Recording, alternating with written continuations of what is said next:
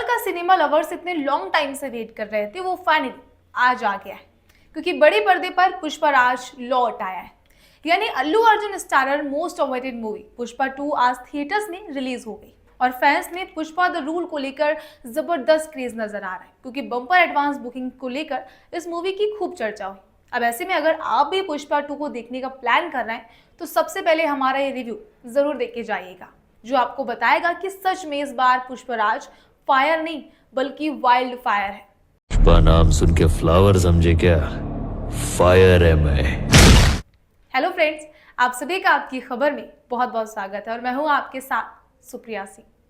तो पुष्पा 1 अल्लू अर्जुन की वो मूवी थी जिसे देखने के बाद राजेश खन्ना के पुष्पा आई हेट टीयर जैसे एवरग्रीन डायलॉग को भी हमने भुला दिया। ये लो फिर तुम्हारी आंखों में पानी। मैंने तुमसे कितनी बार कहा है पुष्पा, मुझसे ये आंसू नहीं देखे जाते। I hate tears. और पुष्पा के पहले पार्ट के रिलीज होने के बाद से अब तक भारत में हर बच्चा पुष्पा नाम समझकर फ्लावर समझे क्या, फायर है मैं जैसे बड़े डायलॉग्स बड़े ही स्वैग के साथ बोलता हुआ नजर आता है। क्योंकि 3 साल पहले रिलीज हुई पुष्पा द राइज ने अपनी सक्सेस से बॉलीवुड को बहुत बड़ा सबक सिखाया था। इस मूवी ने आंख बंद कर हॉलीवुड ट्रेंड फॉलो करने वाली हिंदी फिल्म इंडस्ट्री को बता दिया था कि वो आम लोगों के लिए फिल्में बनाना भूल गए। और पुष्पा द राइज ने मुझे उस एंग्री मैन हीरो से मिलवाया जो हिंदी मूवी से मिसिंग हो गए थे। अब जिसे पुष्पा द राइज इतनी पसंद आई हो, उसका पुष्पा द रूल देखना तो भाई बनता ही है। तो फिर क्या था, ये फिल्म भी देख डाली और इस फिल्म ने मुझे निराश बिल्कुल भी नहीं किया। और यकीन माने, स्टोरी, डायरेक्टिंग, सिनेमेटोग्राफी और म्यूजिक के मामले में अगर पुष्पा द राइज फायर थी तो Pushpa the rule wild fire है। वैसे रश्मिका मंदाना ठीक ठाक है, अच्छी है, लेकिन पूरी मूवी में अल्लू अर्जुन से मेरी नजर नहीं हटी।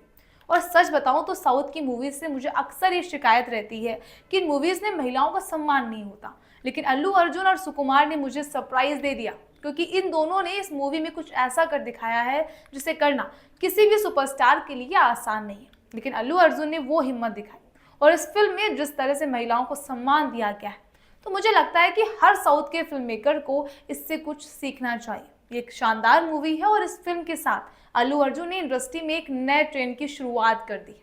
तो चलिए, अब आपका इंतजार 7वें आसमान तक पहुंचे, उसके पहले हम आपको इसकी स्टोरी बताते हैं। तो अगर मैं कहानी की बात करूं तो रक्त चंदन की तस्करी करने वाले पुष्पराज यानी अल्लू अर्जुन की कहानी अब आगे बढ़ गई है, क्योंकि अब पुष्पा वो मजदूर नहीं रहा, अब वो बड़ा आदमी बन गया है। लेकिन आज भी श्रीवल्ली यानी रश्मिका मंदाना उसे अपनी उंगलियों पर नचाती है और अब पुष्पा के एक इशारे पर राज्य का सीएम भी बदलता है।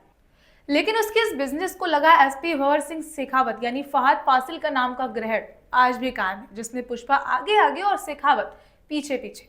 वहीं जिस तरह से पुष्पा में अल्लू अर्जुन और रश्मिका मंदाना के बीच एक बहुत ही खूबसूरत सी केमिस्ट्री नजर आती है, उससे भी बेहतरीन केमिस्ट्री अल्लू अर्जुन और सुकुमार के बीच में है। लेकिन फर्क सिर्फ इतना है कि इसे हम देख तो नहीं सकते, लेकिन फिर भी फिल्म देखते हुए इसे महसूस जरूर कर सकते हैं। और इस फिल्म के हर फ्रेम में एक नई थिंकिंग दिखती है और ये नई सोच पुष्पा 2 के हर सीन को और भी ज़्यादा खास बनाती है। अगर मैं आपको कोई एग्जांपल दूं तो फिल्म में एक सीन है जहां पुष्पा के 200 से ज़्यादा साथियों को शेखावत पकड़ लेता है, जिसके बाद हम उम्मीद करते हैं कि सिंघम अगेन में जिस तरह से अर्जुन कपूर पुलिस थाने में आए थे और उन्होंने सभी पुलिस वालों को मार गिराकर अपने साथियों को छुड़ाया था, ठीक वैसे ही पुष्पा भी करेगा। लेकिन वो जो करता है वो आपने कभी सोचा नहीं होगा। लेकिन कैमरे के पीछे बैठा हुआ डायरेक्टर और उसके सामने परफॉर्म करने वाला एक्टर, इन दोनों के बीच की कमाल की केमिस्ट्री का आधा क्रेडिट तो हमें अल्लू अर्जुन को देना ही पड़ेगा। और अगर मैं एक्टिंग की बात करूं तो आपने कभी सोचा था कि अपना एक कंधा नीचे झुकाकर चलने वाले, दाढ़ी से लेकर सिर तक जिसके बाल बड़े हों, चमकीले से अजीब से रंग के कपड़े पहने हों, ऐसे कैरेक्टर को पूरा देश पसंद करने लगेगा? लेकिन अल्लू अर्जुन ने वो कमाल करके दिखाया है। अल्लू अर्जुन एक मास हीरो है और रियल लाइफ से हो या फिर फिल्मों में हमेशा उन्हें एक स्टाइलिश लुक में दिखा गया है। लेकिन पुष्पा में उन्होंने अपनी इमेज या लुक की परवाह ना करते हुए अपने परफॉर्मेंस पर ध्यान दिया। पुष्पा 2 अल्लू अर्जुन के करियर की अब तक की सबसे बेस्ट मूवी है। फिल्म के ट्रेलर और पोस्टर में उन्हें साड़ी पहनकर काली मां के अवतार में दिखा गया। ये लुक सिर्फ लोगों का ध्यान अपनी तरफ खींचने के लिए नहीं है, इसके पीछे एक क्रांतिकारी सोच भी है। और साड़ी पहनकर अल्लू अर्जुन ने जो परफॉर्मेंस दी है उसे ये फिल्म देखने वाले लंबे टाइम तक भूल नहीं पाएंगे। और वहीं श्रीवल्ली के किरदार में रश्मिका मंदाना ने भी जान डाल दी। पुष्पा के पार्ट 1 में उनके होने ना होने से ज़्यादा फर्क नहीं पड़ा था, लेकिन पुष्पा 2 में रश्मिका ये बता देती हैं कि उनका इस फिल्म में होना क्यों ज़रूरी है। पुष्पा 2 की एक और खास बात है, इस फिल्म की डबिंग और बैकग्राउंड म्यूजिक। श्रेयस थलपड़े की आवाज़ पुष्पा के किरदार को पूरा न्याय देती और फिल्म के गाने याद नहीं रहते, लेकिन बैकग्राउंड म्यूजिक पर खास मेहनत की गई।